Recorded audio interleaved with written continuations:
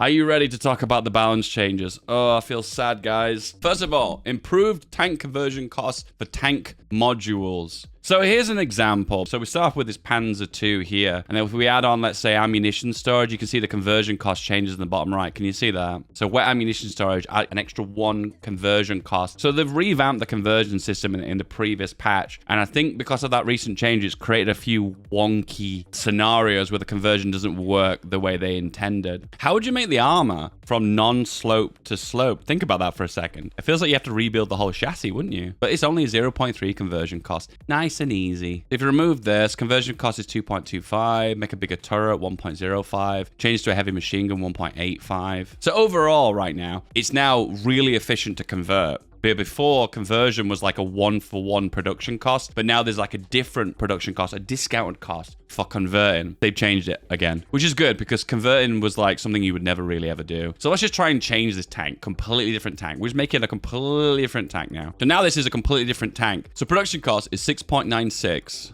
and the conversion cost is 5.69. So really the only thing that they're recycling here is the chassis. So what's the TLDR here? When you modify a vehicle by a very small amount, by let's say just, I don't know, let's say adding on an extra machine gun, the production cost change that is very, very insignificant, very, very small. So if you were to convert these over from the existing model to the Panzer A, which is the machine gun on it, the conversion cost is practically nothing. So you can convert a mass number of tanks in a very, very short period of time. If you combine that with the existing conversion bonuses, 40% here, and then an additional 40%, so a total of 80%, so almost double conversion cost, you can basically make very, very small changes to your tanks, make them super, super cost effective. Where before, the full conversion cost was always the full price of the vehicle, and you would have to convert the entire thing, taking into account the conversion bonus techs if you'd research them. But who researches those anyway? So what they've basically done is they said here they've improved the tank conversion cost for tank modules. This is going to be really difficult to go back on to actually see how it's going to be any different. It says improved. What does improved mean? These are so vague, aren't they? Limited the stabilizer tank to 1 module per vehicle. You are all familiar with this, right? The stabilizer,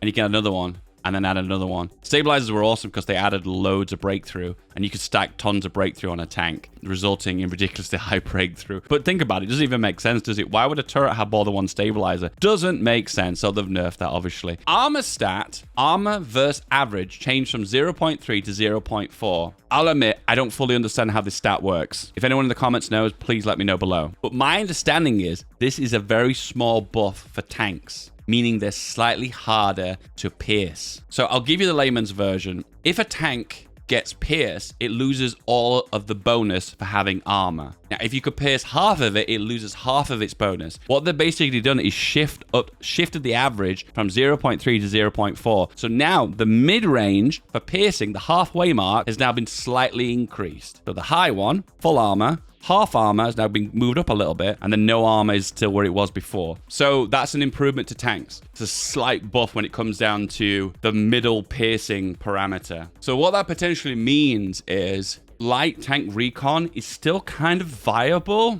because of the middle value being shifted up a little bit. It's more likely to have some benefit. Not as much benefit, but some benefit. Reduce the resource cost of tank upgrades. Armor upgrades improved. So what it means is now, see these resource here? What they're saying is that when you upgrade something now, it's less likely to have an extra resource cost. For instance, I'll give you an example. The advanced anti-air gun. If you hover over it, you can see here 3 steel requirement and 1 tungsten. What it's basically saying is that when you upgrade, it uses less resources, which is awesome because it's another buff for converting. As we can see with this patch, we can see there's quite a lot of buffs to converting, which before converting was like something no one ever really did. Reduced the high velocity guns piercing, so now it's harder to pierce armor. So once again, another buff overall for armor, but then it makes it more difficult to pierce. So, you know, in a roundabout kind of way, kind of a buff for the armor stat as a whole. Reduced the tech piercing bonus for tank destroyers and motorized AT. Once again, reduced piercing for anti-tank weapons, so therefore another buff for armor. So just to summarize, piercing nerfed, which is a buff for armor. Piercing nerfed once again,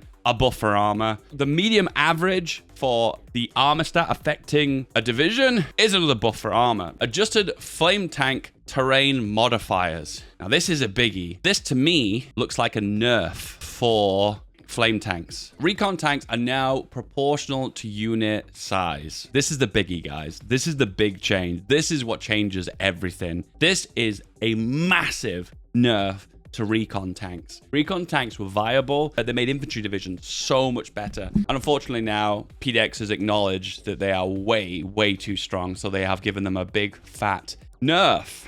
I guess the best example would be to make the best possible light tank, an advanced light tank chassis. We'll put an auto gun on it. We'll put on, and actually an improved auto gun. We'll probably make it the best possible light tank recon it can be. Improved tank with a radio 3. We have armor skirts. We have sloped armor. And then we popped on extra ammunition storage. Wheeled suspension because it could be cheaper because it doesn't matter about hardness. And then we add on welded armor and then diesel engine 9 and then just enough speed to keep it moving. And if we add that onto the division, these would the stats be. Remember, this is the current version of the game. Equipment conversion speed bonuses unlocked by tech is no longer applied to the tank production lines when no step back is active. Instead, the bonus reduces the base cost of the conversion, which is now 90% of the chassis cost from 20%. These techs will reduce the cost to 50% and 10% respectively. What they've done here is they've had to rework the way the base code of conversion works. There's a massive reason for it, and it is a huge exploit, which I'll save for another video. But this patch is a massive exploit in the game that does something incredibly spicy. All you need to understand about this is now they've worked around the mechanic to stop the exploit from working. For the most part, conversion will work technically the same way it worked before. But you'll see. You'll see. Motorized equipment is now essential for motorized RT and AT and AT battalions. So what would the little cheeky trick that you could do is add on a motorized AA battalion, but then specifically say on equipment, no trucks. And it would give the same stats as if it had a truck on it, but you gain all the bonuses of what you would for motorized, aka speed, aka the extra breakthrough because it's got motorized on it, but you wouldn't have any motorized in it, which is kind of silly if you think about it. So basically they've fixed that exploit. It wasn't a big exploit, so in all fairness, I didn't really show it in one of my videos anyway. Let's actually find out how big these changes are. All right, boys, we're now in the beta patch. So let's do a little cheeky look and see if we can see anything that sticks out on us. So before we looked at this tank and then we looked at some of the adjustments that could be made. There's definitely been a change to conversion anyway, and you can see it here, but we haven't got a spreadsheet to see the actual breakdowns, individual changes. Reduce the resource cost of tank upgrades. So in this case, let's look at a typical tank upgrade. So in this case, the advanced AA gun is the same cost. It's going to be really difficult to see what the additional change is, isn't it? But then again, think about it. That change might only take effect when you're actually converting, because here we're looking at the raw cost for a new chassis, so that wouldn't apply anyway. Flame tank changes. So let's just look at a traditional tank, make it a flame tank, and let's just compare the different changes. So 25, 75, 75, 90. So those are all exactly the same. So they've not changed the modifiers for a flame tank. Now let's just see if they've changed the modifiers for the terrain attributes for flame tanks though. That's the bit that's going to be big. So movement speed for forts is the same. The amount of damage you do to forts has been nerfed by 15%. Rivers is the same. Amphibious is the same. Forest has been nerfed by 10%. Hills is the same. Mountains are the same. Urban has been nerfed by 10%. Jungles have been nerfed by 10%. So it's all around nerfing for flame tanks. And the final thing everyone's wondering about is how bad is the nerf to light tank recon? Oh god, this is really big. Oh god, are you guys ready for this? This basically means that I don't think this is even a viable tactic anymore. PDX, what have you done to us? They've nerfed this way too hard. They've nerfed it way too hard. So before, we got 17.9 armor and 147 breakthrough. I'll admit, those numbers are pretty big. I'll admit that.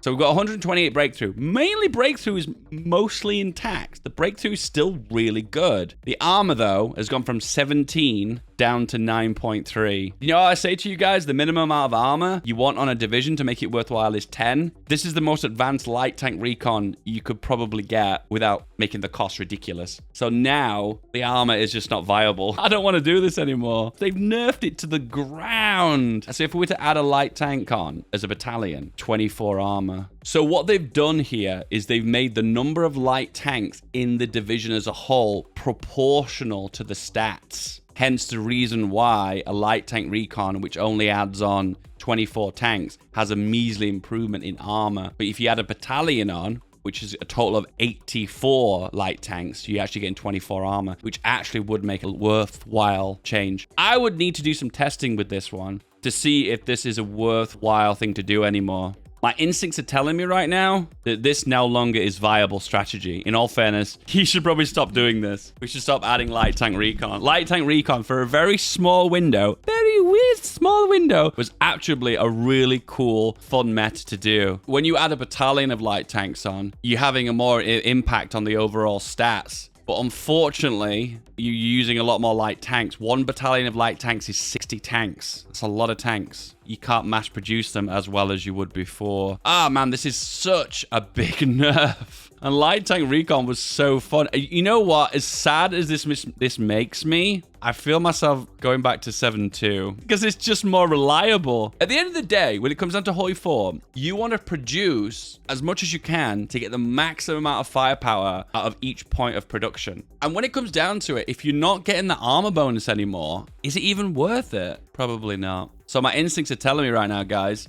the light tank recon meta is dead. Just a heads up, a lot of people ask me this question. It's like, well, 14 armor isn't very much. Why was it even meta to begin with? In multiplayer, I can get 150 piercing. It's not even meta, blah, blah, blah, blah, blah. Dude, we're talking about single player, okay? And two, the AI does a really bad job of optimizing anti-tank piercing in its divisions. Shots fired here, guys. Here we go, shots fired, all right? If PDX wanted to fix this the correct way, what they would have done is optimize the AI for production of anti-tank weaponry in their divisions. They would have optimized their production here, and they would have optimized including more piercing inside of their divisions. They've kind of decided just to work around that. I'm like, no, we're just going to change the core mechanic of how recon tanks work in divisions. Don't get me wrong. I understand light tank recon gave a lot of stats for very little production cost. I accept that. But try and understand that the way they've gone about to fix it is kind of like, they've got this really complex issue where the AI isn't producing enough piercing, so therefore you can get away with these really weird, goofy division templates.